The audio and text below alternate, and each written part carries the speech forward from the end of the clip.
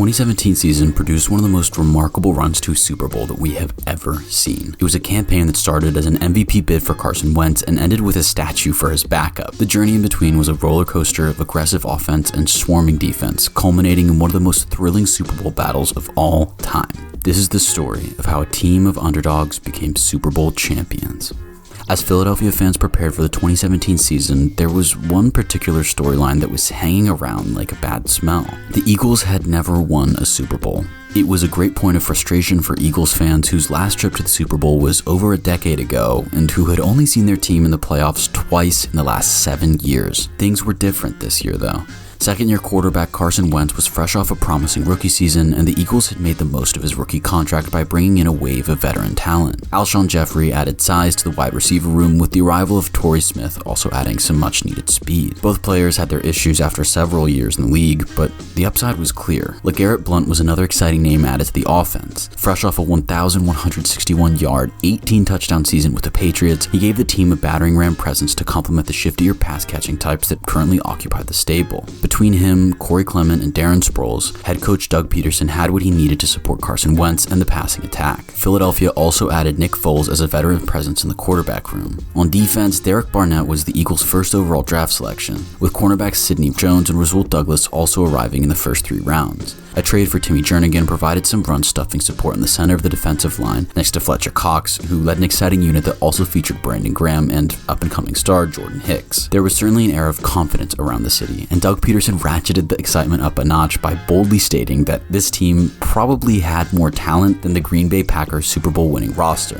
This was a bold statement, given that the team had just endured back-to-back 7-9 seasons. The season got started in the best way possible, foreshadowing a very enjoyable few months for the city of brotherly love. A closely fought game against Washington was decided by a spectacular touchdown throw from Carson Wentz and a Brandon Graham strip sack return for a touchdown inside the final 2 minutes. It was a microcosm of the roller coaster to come, with Wentz showing off the elusiveness and creativity that had filled the fans with so much hope after his rookie season, and Brandon Graham delivering the first of many knockout blows in the 2017 campaign. Defensive coordinator Jim Schwartz was now in his second year with the team, and his defense had kicked off the season with a 4-turnover performance to help secure the win. After inheriting a defense that was 30th in yards allowed in 2015, Schwartz implemented a 4-3 defense and quickly improved to the 13th in the NFL in his first year. This opening performance against Washington suggested even more progress had been made. There's a lot to be hopeful about in Philadelphia. A loss to Kansas City in Week 2 would be no more than a minor speed bump for the Eagles, who got back to winning ways against the Giants in Week 3 and then didn't lose again until Week 13. It was an epic stretch for the Eagles, and it started in suitably epic fashion. With the scores tied at 24 apiece against the Giants in Week 3,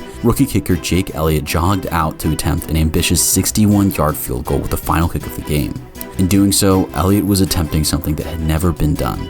So when his kick dropped through the uprights, it was pandemonium. Philadelphia had escaped with a narrow victory over a division rival, and Jake Elliott had landed the longest ever field goal by a rookie in just his 3rd appearance. From here onwards, there was nothing that could be done to slow down the Eagles. Carson Wentz was delivering on all of the hype that had surrounded him during the offseason, picking apart defenses and racking up an impressive stat line that featured 3,296 yards and 33 touchdowns after just 13 games. He helped the team pass the 30-point mark 6 times during that 9-game win streak, including a whopping 51-point performance against Denver and a 37-9 drubbing of division rival Dallas Cowboys. It was a truly great time to be an Eagles fan. Carson Wentz was being tipped as the MVP, all the new signings were delivering, the team were hammering their division rivals, and they were even gaining praise for their creative celebrations. However, just like any true Hollywood movie, there has to be a twist.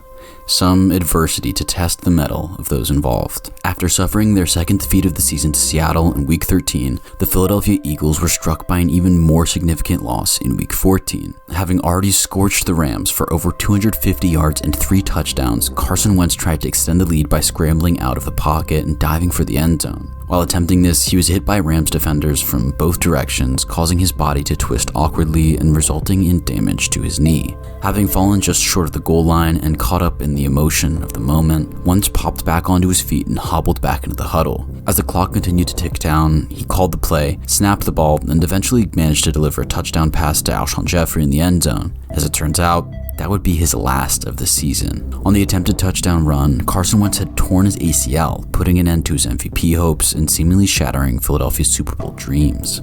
The Eagles managed to secure the win through 2 fourth-quarter field goals and a forced fumble by Brandon Graham, which was recovered for a touchdown. The win had secured the Eagles their first division title since 2013, but the mood was far from celebratory. Could the team survive without their MVP candidate of a quarterback? Or was this now another season destined for disappointment? The decision to bring in a veteran quarterback behind Carson Wentz looked smart in the offseason, and it looked pure genius after Nick Foles delivered 237 yards and 4 touchdowns in his first game. He helped edge the team to a 34-29 victory against the New York Giants, which went a long way to reigniting the hope and excitement in Philadelphia fans. A couple of dodgy performances closed out the season though, with Foles not completing over 50% of his passes in either and throwing an interception in both. Despite this, the Eagles secured the number 1 seed in the NFC, but there were still some big question marks hanging over the team, with many doubting their ability to make a proper run at the Super Bowl. If there's one thing you should never do, it's give a good team a point to prove. The best team in the NFL now had a chip on their shoulder and a label to motivate them: underdogs. It was the perfect tag to rally the team and inspire them, with Chris Long and Lane Johnson donning German Shepherd masks to fully embrace the underdog title. Whether they believed it to be true or not, Philly were the underdogs. In their first playoff game since 2013, they became the first number 1 seed to enter the game as betting underdogs to a 6th seed in the Atlanta Falcons. It proved to be a gritty game that embodied classic playoff football.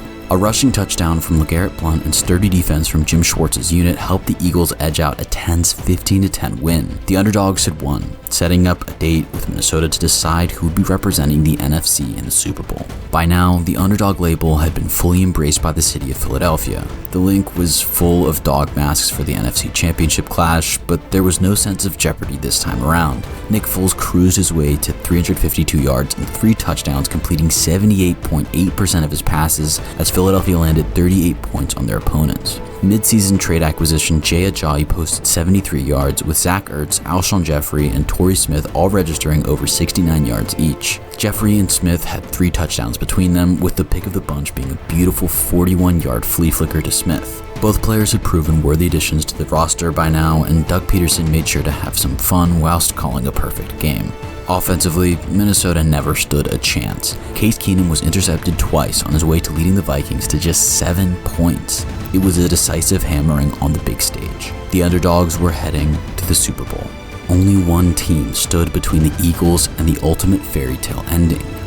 It was, of course, New England, who were in the hunt for back-to-back Super Bowl wins. For one man in particular, this was the perfect opponent to close out the season. LeGarrette Blount had been a part of that Super Bowl winning team. After then being discarded by the Patriots just a few months later, there was no team he wanted to beat more, and this was the perfect platform to do it. After not passing 50 yards in 7 straight games, Blount powered his way to 90 yards and a touchdown at 6.4 yards per carry. He was joined by Jay Ajayi, who also surpassed the 6 yards per carry mark, giving the Eagles a physical run game to set the tone. It will be the passing, however, that most people remember in this thrilling Super Bowl clash. After starting the season as the backup, Nick Foles completed 28 passes for 373 yards and 3 touchdowns. His touchdowns went to Corey Clement, who had 100 yards, Alshon Jeffrey, who had 74 yards, and Zach Ertz, who had 67. The standout play of the game for Philly, though, did not come from Foles as a passer. Instead, in the dying moment of the first half, the Philly QB crept up to the line of scrimmage, appearing to call an audible.